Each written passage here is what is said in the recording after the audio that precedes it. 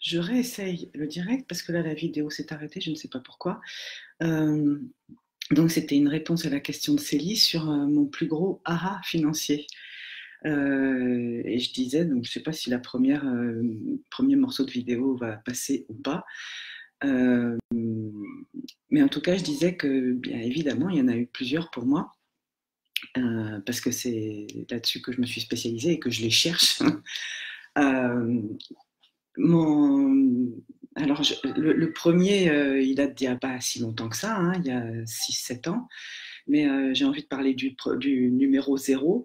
Le numéro zéro, c'est que pour moi, quand j'étais petite, euh, j'écrivais déjà dans un journal que j'ai retrouvé quand j'avais 12 ans que l'argent, c'était le virus du monde et que c'était l'énorme problème de toute l'humanité. Donc ça, on va dire que c'était le aha numéro zéro. Et le numéro un, c'est donc, je sais pas, j'avais 45 ans, quelque chose comme ça. C'était de découvrir dans une vidéo ou une interview de Nathalie Cariou cette phrase qui est restée comme un truc incroyable dans ma vie.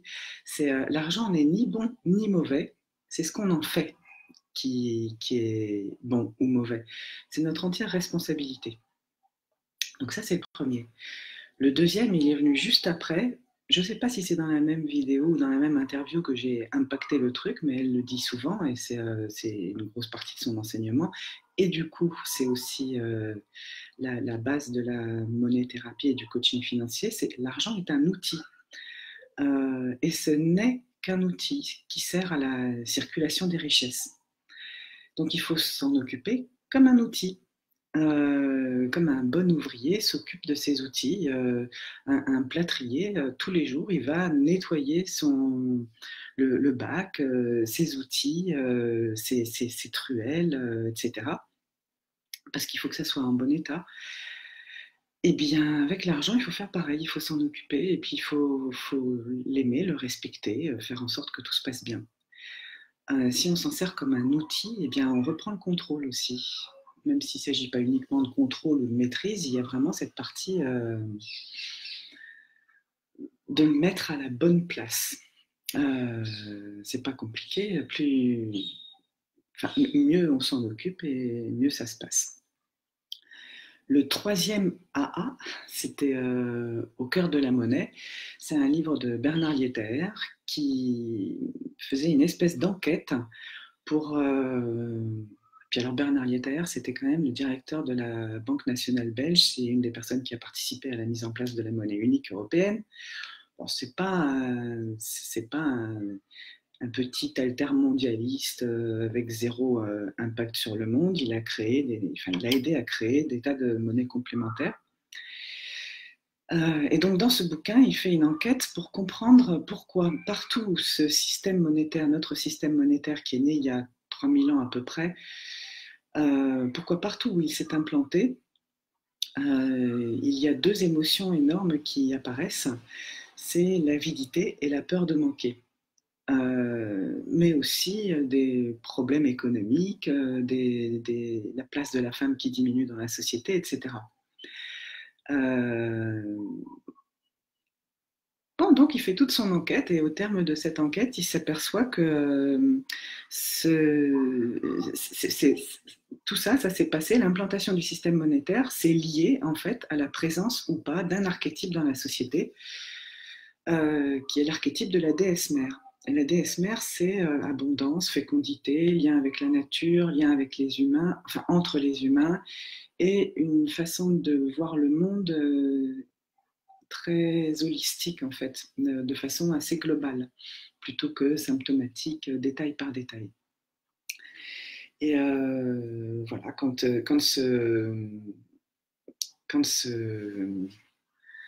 cet archétype disparaît, le système monétaire s'implante, enfin plutôt vice-versa. Bonjour Kinou Kinou, bonjour Marie-Hélène, bonjour Célie. Voilà, ce aha, là, ce troisième aha, c'était de découvrir qu'en fait, la monnaie, en tant que facilitatrice des échanges, d'une manière générale, c'est extrêmement lié au féminin.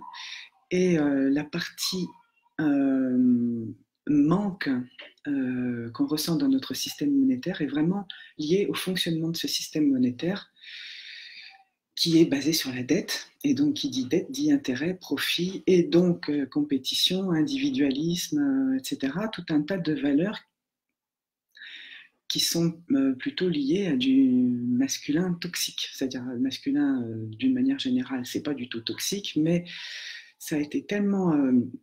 ça encourage tellement la compétition, ce système monétaire, que c'est la partie masculine combative, féroce, confrontante, etc., qui est valorisée dans ce système. Et donc, pour ressentir un petit peu plus d'abondance, l'invitation, c'est d'aller regarder du côté de cet archétype, ce grand archétype féminin de la déesse mère. Donc ça, c'était un pur aha. Le quatrième, c'est on peut changer notre vie et le monde, et donc l'impact qu'on a sur le monde avec son porte-monnaie. Et oui, parce que moi, j'étais aussi j'ai été militante et élue, et j'avais vraiment envie d'avoir un impact sur le monde. Et j'ai été très déçue par les difficultés en tant que citoyenne à m'exprimer et à impacter le monde. Et puis quand j'ai commencé à m'intéresser à l'argent, je me suis aussi aperçue que si nos voix ne sont pas si bien entendues que ça, en tout cas, ce qu'on consomme réellement, ça, c'est très écouté. C'est écouté de façon hyper précise, extrêmement documentée. Et donc, en tant que consommatrice, consomme-actrice même, j'ai un impact réel sur le monde. C'est pas pour rien que tout à coup, même les grandes surfaces se mettent à avoir des rayons de vrac. C'est parce qu'il y a de plus en plus de gens qui achètent en vrac. C'est pas seulement grâce à moi, hein, mais en tout cas, voilà, il y a ça, il y a plein d'autres choses qui se passent du point de vue de la consommation d'une manière générale, qui sont liées aux habitudes de consommation des gens. Je pense que si tout à coup on arrête tous d'aller chez McDo, et ben, il n'y a juste plus de McDo, par exemple. Ça, c'est un vrai impact qui semble petit au départ, mais qui multiplié montre qu'avec notre porte-monnaie, on a vraiment un impact sur le monde. Donc ça, c'est vraiment voilà, c'est le quatrième AA. On peut changer notre vie, évidemment, et le monde avec notre porte-monnaie. Le cinquième, c'est qu'en fait, et ça regroupe, ça recoupe avec d'autres que je viens de dire, c'est que l'argent qui est considéré comme sale, néfaste, nuisible, cet argent qu'on n'a pas envie d'avoir, cet argent qui, en gros, on se dit, oui, mais moi, j'ai pas envie de ressembler à ces riches, j'ai pas envie de consommer ce que les riches consomment, j'ai pas envie de participer de ce monde-là, etc. Donc, je veux pas d'argent. Je parle bien de façon un peu inconsciente, hein, évidemment. Enfin, en tout cas, pour la plupart des gens, c'est souvent un frein pour gagner plus d'argent. Et là, il y a vraiment reprendre la boucle de l'argent n'est ni bon ni mauvais, je change la vie avec mon porte-monnaie. Et donc, en gros, moi, j'impacte le monde avec quelque chose qui a une... Enfin, je donne de la richesse au monde. En échange de cette richesse que je donne au monde avec mon travail, mais vous avec le vôtre, je reçois de l'argent. Cet argent, je l'utilise d'une façon qui me semble belle, honorable, pertinente, propre, entre guillemets. Et du coup, bah, plus j'ai d'argent, et plus je peux précisément impacter le monde, changer le monde vers quelque chose qui me semble meilleur. Et du coup, je peux me considérer comme une machine à laver l'argent. L'argent qui passe par moi, bah, il est bellement gagné et il est bellement dépensé. J'en suis fière. Et du coup, plus j'ai d'argent et plus j'impacte le monde en fonction de mes propres valeurs.